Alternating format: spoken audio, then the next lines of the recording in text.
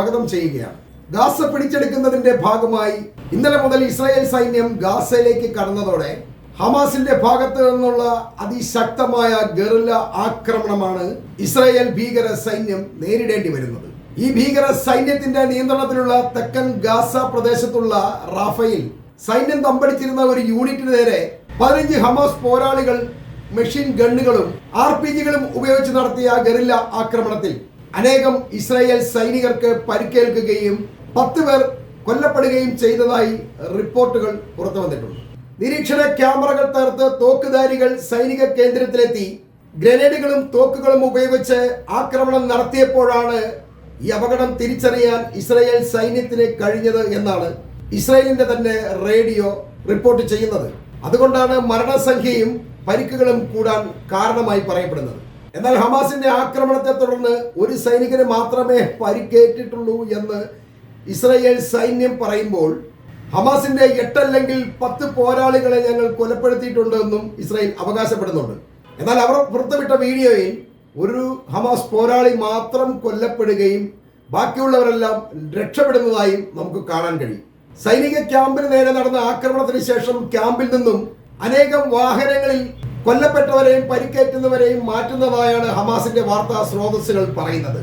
കൊല്ലപ്പെട്ട സൈനികരുടെ കണക്കുകൾ പുറത്തു വന്നിട്ടില്ലെങ്കിലും 18ഓളം സൈനികർക്ക് മാരകമായി പരിക്കേറ്റു എന്നാണ് ഹമാസിന്റെ വാർത്താ സ്രോതസ്സുകൾ സൂചിപ്പിക്കുന്നത്. ഇതിനെക്കുറിച്ച് ഇസ്രായേൽ മാധ്യമങ്ങൾ പറയുന്നത് ഖസാം ബ്രിഗേഡുകൾ ഓപ്പറേഷൻ ഓഫ് ഹെൽ എന്ന് പേരിട്ട് വിളിക്കുന്ന ഓപ്പറേഷനിൽ ഇസ്രായേൽ കരസേന പൂർണ്ണമായും ഒരു അന്ധകാരത്തിലാണെന്നും ഹമാസിന്റെ ഒരു വലിയ കെണി പോലെ തോന്നിക്കുന്ന സംഭവത്തിൽ നിരവധി പേർ മരിക്കുകയും അനേകം സൈനികർക്ക് പരിക്കേൽക്കുകയും ചെയ്തു എന്നാണ്.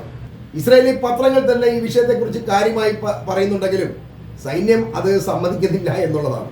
എന്നാൽ ഇതൊന്നും നെതന്യാഹുവിനെ ബാധിക്കുന്ന ഒരു കാര്യമല്ല എന്നുള്ളതാണ്. സൈനികരുടെ മരണം അയാൾ കാര്യമാക്കുന്നില്ല. ഇസ്രായേൽ സൈന്യത്തിന് ഇതിനകം തന്നെ ആയിരക്കണക്കിന് സൈനികർ കൊല്ലപ്പെടുകയും 10,000-കണക്കിന് ആളുകൾക്ക് പരിക്കേൽക്കുകയും ചെയ്തതുകൊണ്ട് സൈനികരുടെ കുറവ് കാര്യമായിട്ട് വന്നിട്ടുണ്ട്. ശരിക്കും ഒരു കരയുദ്ധത്തിലുള്ള സൈന്യം ഇപ്പോൾ ഇസ്രായേലിൽ ഇല്ല എന്നുള്ളതാണ് വാസ്തവം. എന്നാൽ ഈ കുറവ് തിരിച്ചറിഞ്ഞുകൊണ്ട് സൈന്യത്തിൽ നിന്നും പെൻഷൻ പറ്റിയ കളവന്മാരെയും അതുപോലെ സൈന്യത്തിൽ നിന്നും ഒളിച്ചോട്ടിയവരെ പോലും വീണ്ടും റിക്രൂട്ട് ചെയ്യാൻ അവർ ശ്രമിച്ചുകൊണ്ടിരിക്കുകയാണ്. അതുമാത്രമല്ല, ഫ്രാൻസിൽ നിന്നും അമേരിക്കയിൽ നിന്നുമൊക്കെ ഇസ്രായേൽ സൈന്യത്തിലേക്ക് റിക്രൂട്ട്മെന്റ് ചെയ്യാൻ ഇസ്രായേൽ സൈന്യം ആലോചിക്കുന്നതായി മിഡിൽ ഈസ്റ്റ് ഐ റിപ്പോർട്ട് ചെയ്യുന്നുണ്ട്. ഇപ്പോൾ തന്നെ 10,000-12,000 സൈനികരുടെ കടുത്ത ക്ഷാമമാണ് ഇസ്രായേലിന്റെ സൈന്യം നേരിടുന്നത്. ഈ ക്ഷാമത്തെ നികത്താൻ വേണ്ടി US നിന്നും ഫ്രാൻസിൽ നിന്നുമൊക്കെ ജൂതരായ യുവാക്കളെ റിക്രൂട്ട് ചെയ്യാനുള്ള പദ്ധതി ആവിഷ്കരിക്കുമ്പോൾ അവരാരും അതിന് തയ്യാറാവുന്നില്ല എന്നുള്ളതാണ് വാസ്തവം. ഇവർക്ക് വലിയ ശമ്പളം ഓഫർ ചെയ്തിട്ട് പോലും ആരും സൈന്യത്തിലേക്ക് വരാൻ തയ്യാറാവുന്നില്ല. അതിന് കാരണമായി അവർ പറയുന്നത് ഹമാസ് ഗറില്ല യുദ്ധമാണ് നടത്തുന്നത് എന്നാണ്. അത് ഇസ്രായേലി സൈനികരുടെ മരണത്തിന് കാരണമാവും. വെറുതെ ശമ്പളം മോഹിച്ചുകൊണ്ട് ഇസ്രായേലി സൈന്യത്തിലേക്ക് പോയി ചേർന്നാൽ വെറുതെ ജീവൻ കളയണ്ടല്ലോ എന്നാണ് ഇവരുടെയൊക്കെ അഭിപ്രായം. തന്നെയുമല്ല, അമേരിക്കയിലും ഫ്രാൻസിലും ഒക്കെ ഉള്ള യുവാക്കളുടെ ഇടയിൽ അല്ലെങ്കിൽ യുവജനങ്ങൾക്കിടയിൽ നെതന്യാഹു ഈ ഗസ പിടിച്ചെടുക്കുന്നതിനെ കുറിച്ച് കാര്യമായ രീതിയിൽ എതിർപ്പുണ്ട്. അങ്ങനെ ചെയ്യേണ്ടതില്ല എന്നാണ് അവരുടെ എല്ലാവരുടെ അഭിപ്രായം. അതുകൊണ്ട് തന്നെ ഇവരാരും സൈന്യത്തിൽ ചേരാൻ തയ്യാറാവുന്നില്ല എന്നുള്ളതാണ്. എന്നാൽ ഇപ്പോൾ ഉള്ളവരെല്ലാം വെച്ച് യുദ്ധത്തിന് പോകാം എന്ന് കരുതിയാണ് ഈ ബാക്കിയുള്ള സൈനികരെ ഇപ്പോൾ നെതന്യാഹു ഗസയിലേക്ക് അയച്ചിരിക്കുന്നത്. ഇവന്മാരെല്ലാം കാര്യം നമുക്ക് വരുന്ന ദിവസങ്ങളിൽ കണ്ടറിയാൻ കഴിയും. അതേസമയം ഗാസ പിടിച്ചെടുക്കൽ പദ്ധതിയുമായി നെതന്യാഹു മുന്നോട്ട് പോകാനാണ് തയ്യാറാവുന്നതെങ്കിൽ ഇരുവശവും മരണവും പരിക്കുകളും വർദ്ധിക്കുമെന്നാണ് ഐക്യരാഷ്ട്രസഭയുടെ സെക്രട്ടറി ജനറലായ അന്റോണിയോ ഗുട്ടറസ് പറയുന്നത്. അയാൾ നെതന്യാഹുവിന് താക്കീത് ചെയ്യുന്നത് നിങ്ങൾ ആ പണിക്ക് നിൽക്കരുത് എന്നാണ്. ഇദ്ദേഹത്തിന്റെ ഈ പ്രസ്താവന വന്നതിന് ശേഷം കൂടുതൽ ഗസക്കാരെ കൊന്നെടുക്കാമെന്നല്ലാതെ നെതന്യാഹു ലക്ഷ്യം കാണില്ല എന്നാണ് യുദ്ധകാര്യ വിദഗ്ധർ ഇതിനെ വിലയിരുത്തുന്നത്. എന്നാൽ ഗസയുടെ ഹമാസിന്റെ കാര്യമായി എതിർപ്പൊഴുകുന്നല്ലാത്ത ചില പ്രദേശങ്ങൾ കേന്ദ്രീകരിച്ചുകൊണ്ട് ഇസ്രായേൽ സൈന്യം കുടിയൊഴിപ്പിക്കൽ നടത്തുന്നുണ്ട്. ഈ വീടുകളിൽ താമസിക്കുന്നിടത്തേക്ക് പട്ടാളക്കാർ ചെന്നുകൊണ്ട് നിങ്ങൾ ഉടൻ തന്നെ ഇവിടുന്ന് വിട്ടുപോകണം, ഇത് ഞങ്ങളുടെയാണ് എന്നൊക്കെ പറഞ്ഞ് ഇവന്മാർ ഈ വീടും സ്ഥലവും എല്ലാം പിടിച്ചെടുക്കുകയാണ്. അത്തരം വീഡിയോകളൊക്കെ ഇറങ്ങിയിട്ടുണ്ട്. ഇത് വെള്ളരിക്ക പട്ടണത്തിൽ പോലും നടക്കില്ല എന്നുള്ളതാണ് സത്യം. ഇതെല്ലാം കണ്ടിട്ടും ലോകം വെറുതെ കൈയും കെട്ടി നോക്കി നിൽക്കുകയാണ് എന്നുള്ളതാണ്.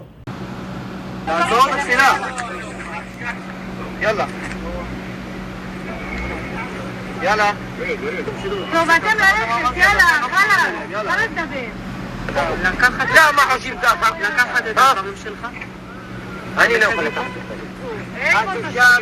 עכשיו נשאר, בשעה כזאת בלילה אני לא יכול לצאת. עכשיו הולך לדיר אמר.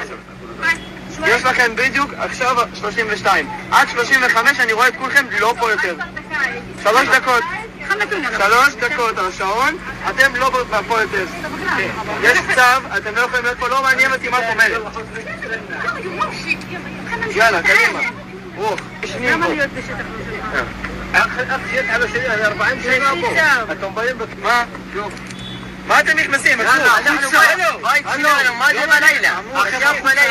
എന്നാൽ ഇസ്രായേൽ ഭീകര സൈന്യം ഗസയിലേക്ക് കടന്നതും അവിടെയുള്ള ജനങ്ങളെല്ലാം കുടിയൊഴിപ്പിക്കുന്നതിനെയൊക്കെ തുടർന്ന് ഹമാസിന്റെ ഒരു പ്രസ്താവന അവർ പരസ്യപ്പെടുത്തിയിട്ടുണ്ട്. ഈ പ്രസ്താവനയിലൂടെ അവർ പറയുന്നത് ഗസ നഗരത്തെ നശിപ്പിക്കാനും ജനങ്ങളെ നാട് കടത്താനും ലക്ഷ്യമിട്ടുകൊണ്ട് ഗാസ നഗരത്തിൽ ഇസ്രായേൽ സൈന്യം അതിന്റെ ക്രിമിനൽ പ്രവർത്തനങ്ങൾ വർദ്ധിപ്പിക്കുകയാണ്. ഇത് ഒരു പൂർണ്ണമായ കുറ്റകൃത്യമാണ് എന്നാണ്. തുടർന്നുള്ള വരികളിൽ മധ്യസ്ഥ നിർദ്ദേശം നെതന്യാഹു അവഗണിക്കുകയാണെന്നും അതിനോട് പ്രതികരിക്കാതിരിക്കുകയും ചെയ്യുന്നത് ഏതൊരു കരാറിനും യഥാർത്ഥ തടസ്സം അയാളാണെന്ന് തെളിയിക്കുകയാണ് എന്നാണ്. തന്റെ തടവുകാരുടെ ജീവനെക്കുറിച്ച് അയാൾക്ക് യാതൊരുവിധ ആശങ്കയുമില്ല. അവരെ വീണ്ടെടുക്കുന്നത് അയാൾക്ക് ഗൗരവമുള്ള കാര്യവുമല്ല എന്ന് ഇവർ ഓർമ്മിപ്പിക്കുന്നുണ്ട്.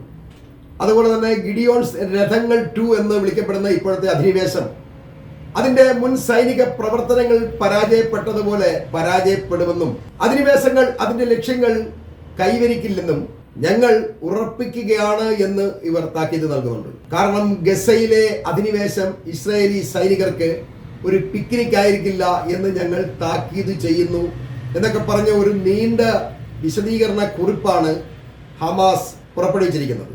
ഹമാസിന്റെ ഈ താക്കീതുകളൊന്നും വകവയ്ക്കാതെ ഇസ്രായേൽ വ്യോമസേന ഗസയുടെ പല ഭാഗത്തും ബോംബാക്രമണങ്ങൾ നടത്തിക്കൊണ്ടിരിക്കുകയാണ്.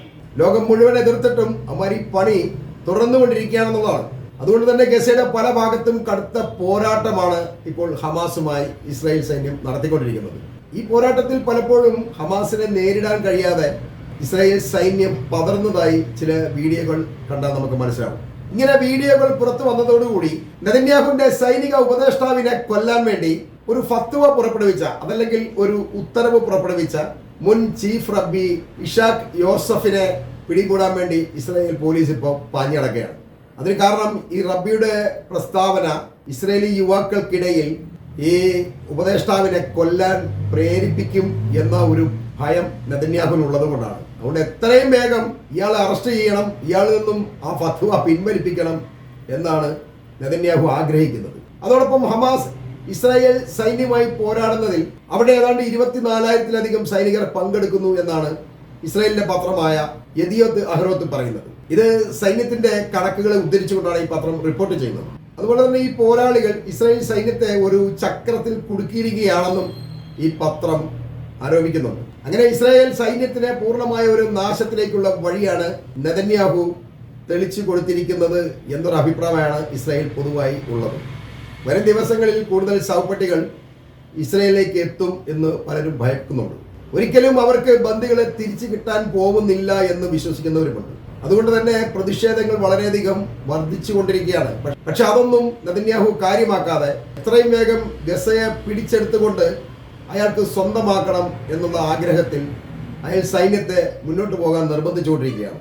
എന്നാൽ കാര്യമായ സൈനികരോ സന്നാഹങ്ങളോ ഒന്നും ഇല്ലാതെ ഈ ഗസയിലേക്ക് പ്രവേശിച്ചിരിക്കുന്ന സൈനികരെ സംബന്ധിച്ച് വളരെ സമ്മർദ്ദത്തിലാണുള്ളത്. ഇത് ഇസ്രായേലിന്റെ സർവനാശത്തിലേക്കുള്ള ഒരു പോക്കായിരിക്കും എന്ന് പറഞ്ഞുകൊണ്ട് ഞാൻ ഈ വാർത്തകൾ ഇവിടെ അവസാനിപ്പിക്കുകയാണ്.